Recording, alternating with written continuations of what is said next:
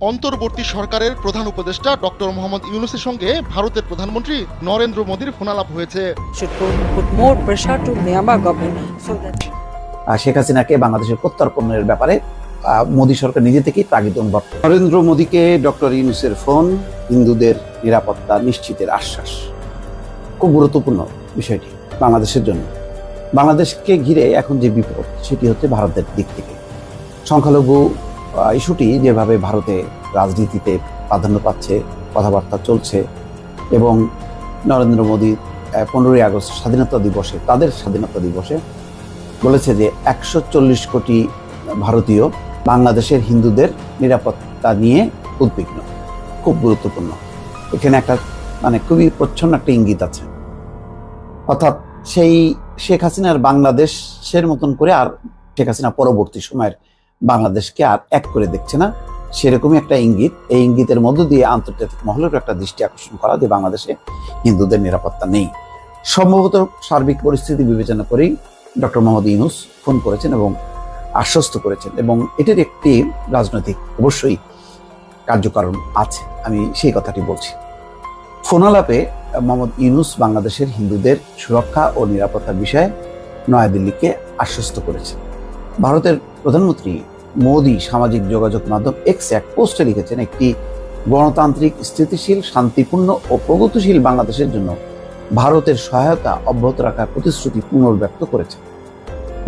তার মানে হচ্ছে মোদী আশ্বস্ত হয়েছে এবং বাংলাদেশকে কিভাবে দেখতে চায়, গণতান্ত্রিক, স্থিতিশীল, শান্তিপূর্ণ।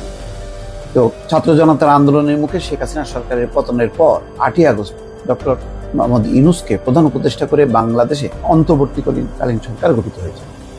ডক্টর মোহাম্মদ ইউনূস প্রধান উপদেষ্টা হিসেবে শপথ নেওয়ার পর ওই দিনই তাকে শুভকামনা জানিয়ে এক্সে পোস্ট দিয়েছিলেন নরেন্দ্র মোদী। সেটি প্রচার হয়েছে যে মোদী শুভেচ্ছা জানিয়েছে, এবং সম্ভবত সবার প্রথমেই। আজ নরেন্দ্র মোদীর সঙ্গে ডক্টর মোহাম্মদ ইউনূসের ফোন আলাপ নিয়ে ভারতের প্রধানমন্ত্রীর দপ্তর জানিয়েছে, বিভিন্ন উন্নয়ন উদ্যোগের মাধ্যমে বাংলাদেশের জনগণকে সহায়তা করতে ভারতের অঙ্গীকারের উপর গুরুত্ব আরোপ করেছেন প্রধানমন্ত্রী নরেন্দ্র মোদী। তিনি বাংলাদেশে হিন্দু জনগোষ্ঠী সহ সব সংখ্যালঘু সম্প্রদায়ের নিরাপত্তা ও সুরক্ষা নিশ্চিতের উপর গুরুত্ব দিয়েছেন। বাংলাদেশের অন্তর্বর্তী সরকার প্রধান অধ্যাপক ইউনূস আশ্বস্ত করেছেন যে বাংলাদেশের হিন্দু জনগোষ্ঠী এবং অন্য সব সংখ্যালঘু সম্প্রদায়ের সুরক্ষা ও নিরাপত্তা নিশ্চিতে অগ্রাধিকার দেবে অন্তর্বর্তী সরকার। দুই নেতা ভারত ও বাংলাদেশের জাতীয় স্বার্থের সঙ্গে সামঞ্জস্য বিধান করে দ্বিপক্ষীয় সম্পর্ক এগিয়ে নেওয়ার উপায়গুলো নিয়ে আলোচনা করেছেন বলে ভারতের প্রধানমন্ত্রীর দপ্তর জানিয়েছে। এখানে কিছু ফরমাল কথাবার্তা আছে, কিন্তু বিষয়টা হলো যে ডক্টর ইউনূসের নেতৃত্বে এই সরকারের সাথে ভারতের সরকারের যত সম্পর্ক ঘনিষ্ঠ হবে, এটা পতিত হাসিনা সরকারের জন্য বিপদটা কিন্তু বাড়বে এই কারণে যে তখন প্রশ্ন উঠবে যে একজন অপরাধীকে কিভাবে ভারত আশ্রয় দেয়। ইতিমধ্যে আন্তর্জাতিক অপরাধ ট্রাইব্যুনাল গঠিত হয়েছে, সেখানে তদন্ত চলছে শেখ হাসিনা সহ 10 জনের। জাতিসংঘের একটি তদন্ত দলও বাংলাদেশে আসবে এবং তারা তদন্ত করবে। ইতিমধ্যে জাতিসংঘ একটি প্রকাশ করেছে যে 15ই জুলাই থেকে 16ই আগস্ট পর্যন্ত 650 ব্যক্তি নিহত হয়েছে। প্রকৃত হতাহতের সংখ্যা হয়তো আরো বেশি। স্বরাষ্ট্র উপদেষ্টা বলেছেন সহস্রাধিক। তাহলে এই বিপুল গণহত্যা, এই বিশাল বিষয়টি কেন্দ্রবিন্দুতে এবং দায় সেখানে শেখ হাসিনা উপর বর্তায় এবং তার অন্যান্য বাহিনীর লোক এবং মন্ত্রীদের। ফলে তাদেরকে বিচারের মুখোমুখি করাটা একটা গুরুত্বপূর্ণ হয়ে বিষয় দাঁড়াবে।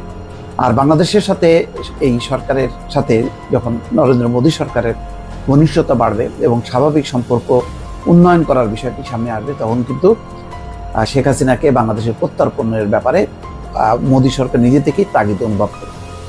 এবং রাজনীতি অনেক নিষ্ঠুর, সম্পর্কও তাই। তো সেখানে নরেন্দ্র মোদী কি শেখ হাসিনাকে বাংলাদেশে ফেরত না পাঠিয়ে কোন পদক্ষেপ নেবে, সেটা কিন্তু বিবেচ্য বিষয়, আলোচ্য বিষয়।